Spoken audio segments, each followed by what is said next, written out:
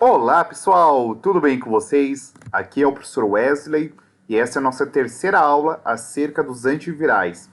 Nessa videoaula nós desvendaremos aqui como que funcionam os antivirais e inibidores de polimerases virais. Beleza? Então vamos lá. Nas últimas aulas eu havia descrito com vocês que as estratégias para você direcionar a um fármaco antiviral visam basicamente observar algumas estratégias próprias da replicação de determinados vírus e, sobretudo, observar-se também estratégias globais durante o processo de replicação. E nesse sentido, nessa aula a gente vai discutir aqui as polimerases virais, que são justamente enzimas atreladas com o processo de replicação, seja de vírus de DNA ou vírus de RNA. E nesse sentido, quando a gente pensa em um antiviral inibidor de polimerases virais, é importante que nós nos atenhamos que existem duas principais classes de inibidores de polimerases virais. Nós temos aqui aqueles que são denominados como análogos de nucleotídeos ou de nucleosídeos, e daqui a pouco nós veremos do que se trata isso, ou também existe aqui inibidores de polimerases virais que não são análogos a nucleosídeos e nem a nucleotídeos. De maneira qual, a ideia central aqui a ser destacado, pessoal, é que quando a gente pensa em um inibidor de polimerase viral, eles servem exclusivamente para uma diversidade de tipos virais que codificam polimerases próprias. Portanto, a nossa discussão ela vai ir de encontro com estratégias farmacológicas que visam o bloqueio dessas polimerases que são próprias a determinados tipos de vírus. Beleza? Aqui não se recorde, quando se fala de um nucleotídeo, nós temos dois principais tipos. Nós temos os ribonucleotídeos e os desoxirribonucleotídeos. Um nucleotídeo, essencialmente, ele é formado por um grupamento fosfato ligado a um açúcar, que pode ser uma ribose ou uma desoxirribose, ligado a uma base nitrogenada, que pode ser uma purina ou uma pirimidina.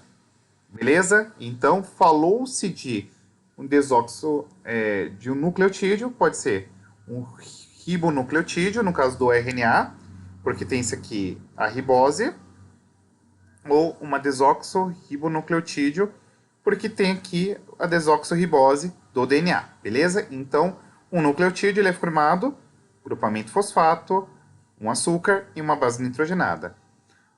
E um nucleosídeo, essencialmente, ele é constituído por um açúcar ligado a uma base nitrogenada, excetuando-se, excluindo-se aí o grupamento fosfato, beleza?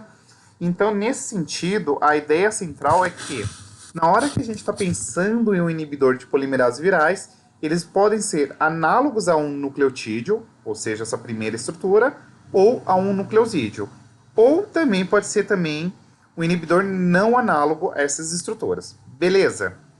Então, como ponto de partida, vamos pegar como exemplificação aqui alguns inibidores de polimerases virais que são análogos a nucleosídeos. Então, nós temos aqui a adenosina e a guanina, que são duas purinas presentes aí nos ácidos nucleicos, e a partir dela nós temos aqui alguns tipos de análogos de nucleosídeos, como por exemplo aqui o aciclovir, que é um análogo da guanina. Você tem aqui, ó, adenosina, aronoanilizade e por aí vai. E aí o que acontece? Desculpa que às vezes eu travo aqui para falar os nomes, tá, pessoal? Então eu peço mil desculpas e eu espero que vocês sejam compreensivos quanto a isso. Ó, tem aqui, ó, um outro análogo da guanina, ó, penciclovir, ribavirin e por aí vai. Beleza? De maneira análoga, também tem-se aqui estruturas que são inibidores de polimerases virais, que são análogos à timina e à citosina. Então, você tem aqui alguns outros exemplos, ó. O AZT, que é um exemplo de um análogo de nucleosídeo, da timina, tá bom? Percebam que são estruturas bastante parecidas com os nucleosídeos, os nucleotídeos, tá bom? Então vamos lá, ó.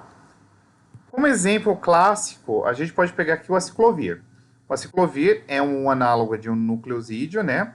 E aí, ó, olha que coisa legal. O aciclovir, que é um fármaco antiviral que é utilizado classicamente para tratamento de herpes, ele é utilizado e aí o aciclovir, quando ele entra dentro da célula, ele sofre um processo de fosforilação por uma enzima, tá? Então ela aqui tem um aciclovir monofosforilado, ele pode ser difosforilado e trifosforilado. E aí o que acontece? Por ser um análogo de um nucleosídeo, ele vai sendo incorporado aí essa nova cadeia de DNA que está sendo sintetizado pela DNA polimerase viral. Só que o detalhe é que o fato, quando na hora que adiciona-se esse análogo aqui do nucleosídeo, você não consegue fazer novas incorporações de nucleotídeos, nucleosídeos, etc. Tá? De maneira análoga, nós temos aqui o AZT, que é um fármaco antirretroviral clássico, tá? É um dos primeiros utilizado aí para o tratamento do HIV. Ele sofre também um processo de fosforilação, então aqui ó, o AZT está monofosforilado, difosforilado, trifosforilado. E aí, o que acontece? Ele é incorporado aqui nessa cadeia de DNA viral recém-sintetizada aqui a partir do RNA viral pela transcriptase reversa, tá? E aí ele impede a adição de novos nucleotídeos, nucleosídeos, etc. Tá? Então, a ideia central é que nós precisamos entender que a maioria desses inibidores de polimerase virais, geralmente eles estão direcionados ao tratamento do HIV, tá? A esmagadora maioria dos fármacos antivirais que são inibidores de polimerase virais, eles são direcionados aqui, por exemplo, ao HIV, tem alguns casos aí também para hepatite C, mas a ideia central é que eles sejam aqui estruturas que vão mimetizar, vão ser análogos aos nucleosídeos, nucleotídeos, e eles impedem aí esse processo de polimerização, formação de novas cadeias de ácidos nucleicos virais, tá? Seja aí de DNA ou RNA. Beleza?